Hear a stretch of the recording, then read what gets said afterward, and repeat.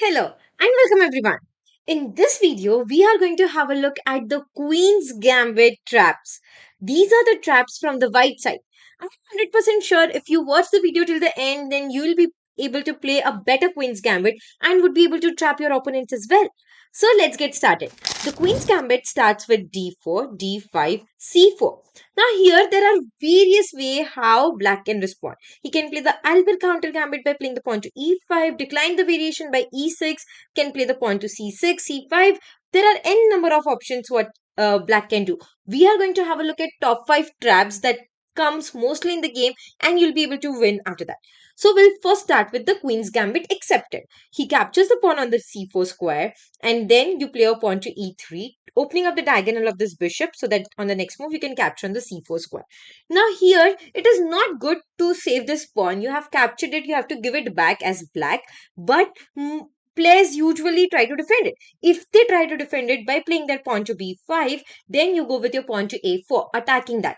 Here a6 is just a blunder because you are going to capture it and then the rook is lost. So a6 is not a good move. What else can he do? Can he play his bishop to d7? Let's say he does that. Then you capture back and knight c3 attacking the bishop. The bishop goes back. Here there's a beautiful trap that you can set up. First play a queen to f3. Now what is the idea behind queen f3? Is to give an attack to this rook, right? Who's protecting the bishop on the a6 square is the knight. Now to protect that rook, the rook can't move anywhere, so you'll have to block the attack. And how can you block the attack? The only way is to play the pawn to c6. And now look at the side knight.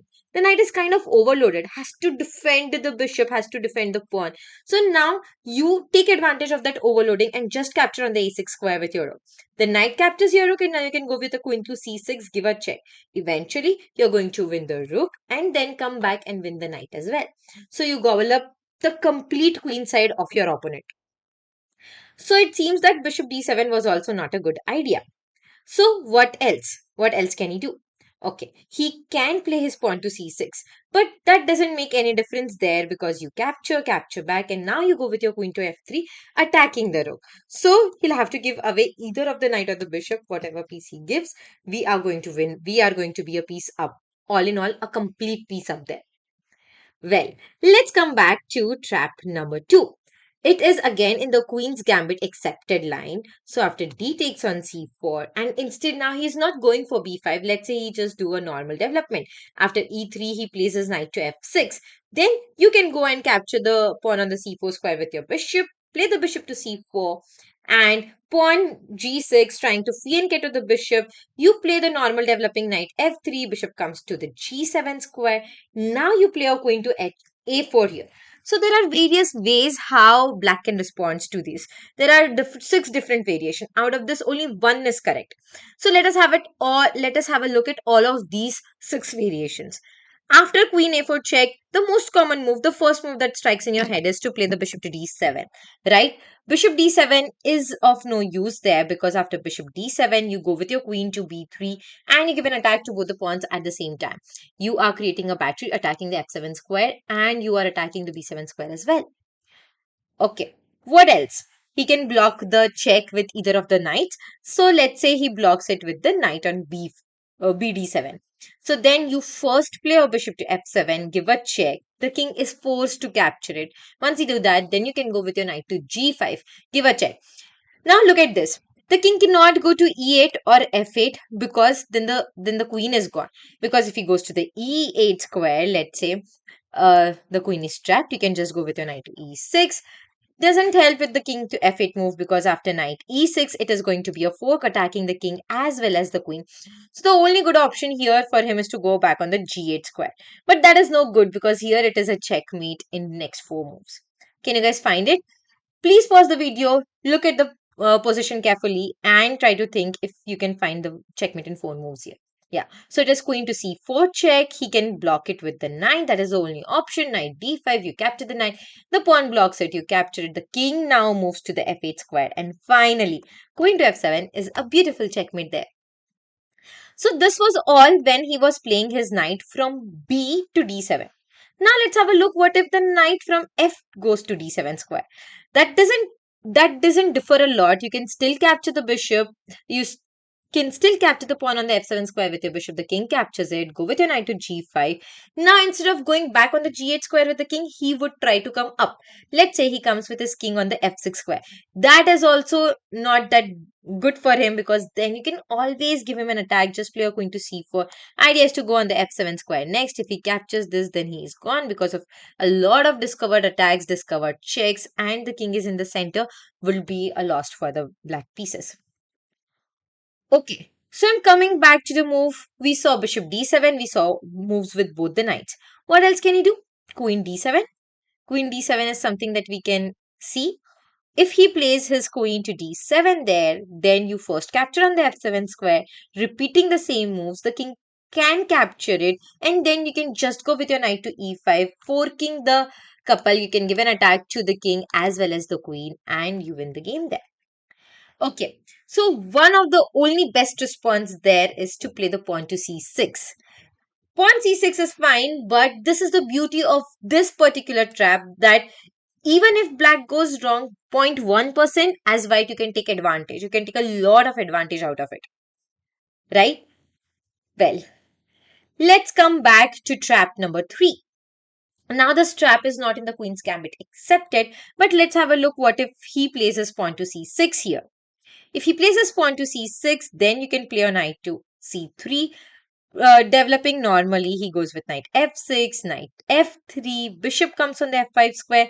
Now this is something which is wrong here. So what you can do is first capture the central pawn, eliminate the central pawns, you exchange it, and now you go with your queen to b3.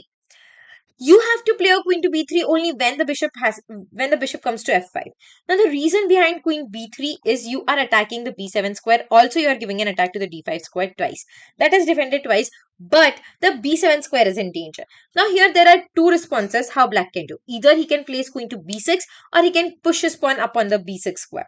There's only one correct idea, which is very hard to find, not a usual move. The correct move here is to go with the bishop back on the c8 square, but it is very unusual move. That is not how normally players think to get their pieces back on the home rank. Here, if let's go with the common response, what if he places queen to b6? Then you first capture the knight pawn on the d5 square with your knight. If he captures your knight, then you capture it back with the queen. But here, if he captures your queen first, then don't capture the queen immediately. Your knight would be hanging. So you first have to capture the knight, give him a check. He captures your knight, and then you get the queen. Okay, let's quickly have a look what if after queen b3 is not playing queen b6, but instead he is going for other common move, which is pawn to b6. So after he moves this pawn to b6 square, you can now play the pawn to d4. This is little strange, but see, I'll show you. If he captures your pawn on the e4 square with his knight, then you first play your knight to e5. You are aiming for a checkmate on the f7 square. So the only way to defend it is to get the bishop back on the e6 square or push the pawn up on e6. But both of those moves fails to bishop b5. Now the idea behind pawn e5 was to attack with these two bishops, right? Now you play a bishop to b5, give a check. He'll have to block with either of the knights. Let's say he brings the last piece that he needs to develop to the d7 square, and then you play a bishop to g5, pinning this knight.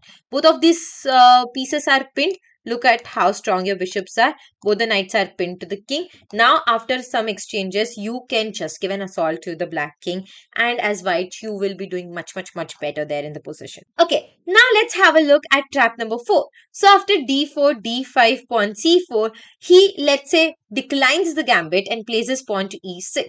If he places pawn to e6 in this position, you play knight c3.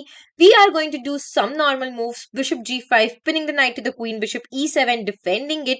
Now you go with your pawn to e3. He castle. You want to do the same. So you first develop your knight on the f3 square, let's say. Now if he brings his knight from b to d7, then you first exchange the central pawns and play a bishop to d3. He brings his rook in the open file. You do the same. Now if he plays his pawn to c6, which is again a normal setup in the queen's gambit decline variation, then what you can do is first set up the trap by going castle. You castle your king. Here, if he gives an attack to your bishop on the g5 square with his pawn to h6, which is very common, then you come back with the bishop to f4. Here, many of the players think that they can eliminate our bishop on the f4 square by playing the knight to h5. then you can do this stunning little move, knight to d5. Now, he definitely cannot capture your knight. That isn't a free knight. He cannot capture your knight on the d5 square with a c pawn, because after that, bishop to c7 traps the queen and you will be winning the queen there. Okay, what if he's not capturing it? Instead, he is playing his knight to f4. Then you can capture it back and you are a pawn up in that position. So isn't it interesting? Coming from the normal setup, only few moves you have just tried to play a rook to c1 first in the open file so that you can take advantage with that open file later.